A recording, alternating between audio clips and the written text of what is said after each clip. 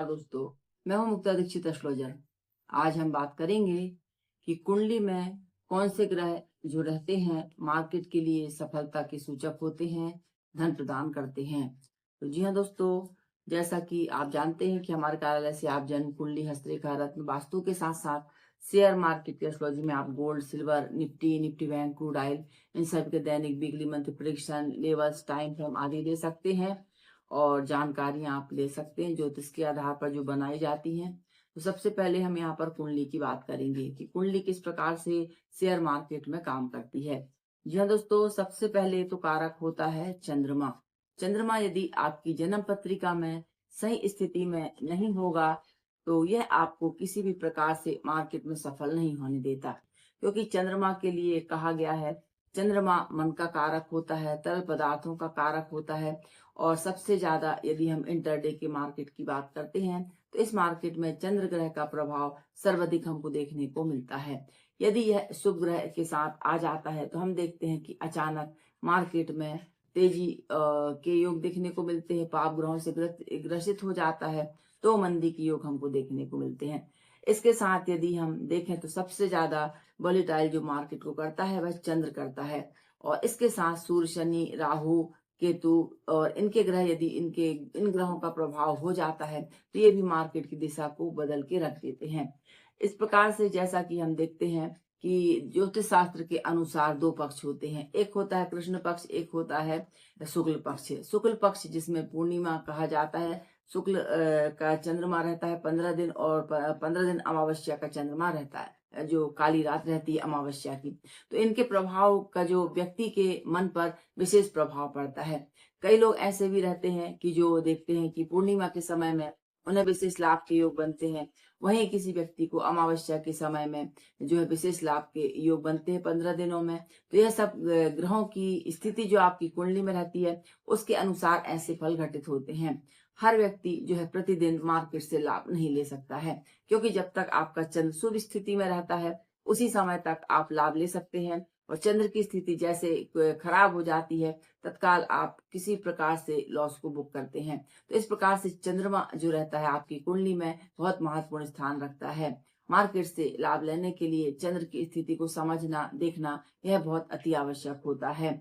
और क्योंकि जब आप इतना बड़ा काम करते हैं तो इस स्थिति को जरूर ध्यान में रखना चाहिए कि आखिर कुंडली की स्थितियां भी क्या कह रही हैं, क्योंकि बिना सोचे समझे लोग जो है ओवर ट्रेडिंग करते रहते हैं। आज कमाया कल गया, ये कोई मार्केट से पैसा कमाना नहीं कहलाता है।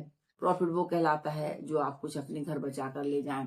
तो जी हाँ दोस्तों, इसी प्रकार से कुंडली के ग्रह आपको प्रभावित करते हैं। सबसे पहला तो कुंडली से जब आप लाभ ले सकते हैं उसके लिए आपकी कुंडली में गुरु और शुक्र का मजबूत होना अति आवश्यक है।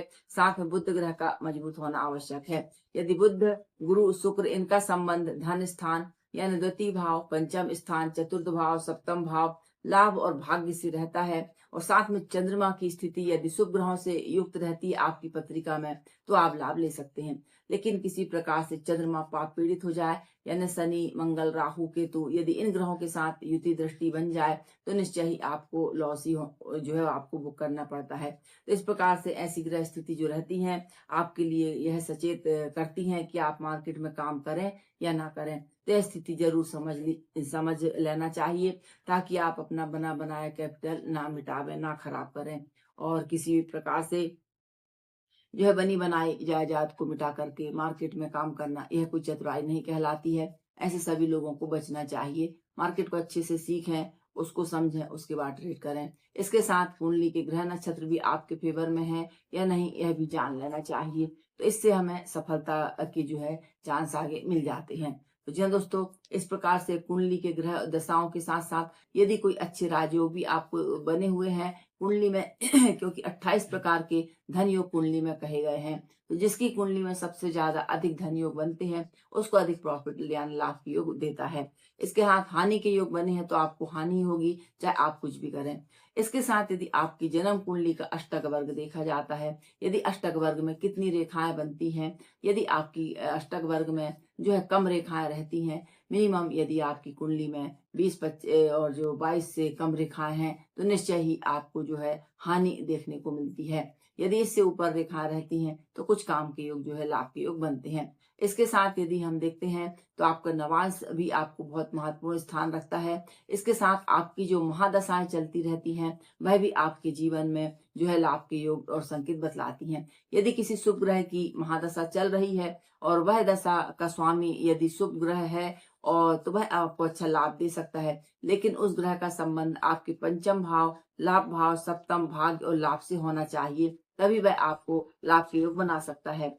क्योंकि कुंडली का भाव देखा जाता है पंचम, पंचम जो कि मार्केट का भाव होता है। यहीं से व्यक्ति भविष्य और कार्य व्यापार की जो शेयर मार्केट के काम रहते हैं इनके लिए विशेष विचार यहाँ से किया जाता है। तो महादशाओं का शुभ होना भी बहुत अति आवश्यक है। ऐसे कई बार हम देखते हैं कि यदि हमें 4 दिन अच्छी दशा चली तो हमने प्रॉफिट कमाया, 5वें दिन बुरे ग्रह की अंतरदशा, प्रत्यंतर दशा, सूक्ष्म दशा जो आती है वो आपका पूरा कैपिटल ले जाती है। तो ऐसी छोटी छोटी चीजें भी जो रहती हैं हमारे लिए बहुत महत्वपूर्ण स्थान रखती हैं। तो जी हाँ दोस्तों, यदि आप इस प्रकार से आपकी कुंडली रहती है, एक आईना रहती है और जो आपको बतला देती है कि आखिर किस प्रकार की स्थिति आपकी पत्रिका में बन रही है। यदि हम लाभ हानि की स्थिति को समझ के काम करते हैं तो निश्चय ही लाभ ले सकते हैं। और यदि आप अपनी जन्म पत्रिका दिखलाना चाहते हैं तो कार्यालय के नंबर पर संपर्क करके आप जान सकते हैं कि किस सेक्टर में काम करने से लाभ के योग हैं, किसमें हानि के योग हैं, इंटरडे के योग हैं या लॉन्ग टर्म, शॉर्ट टर्म, जो भी कुंडली के ग्रह स्थिति जो बतलाती है उसके अनुसार आप इस चीज को समझ सकते हैं। जानकारी अच्छी लगे लाइक से सब्सक्राइब जरूर कीजिए। देखने के लिए धन्यवाद। नमस्कार।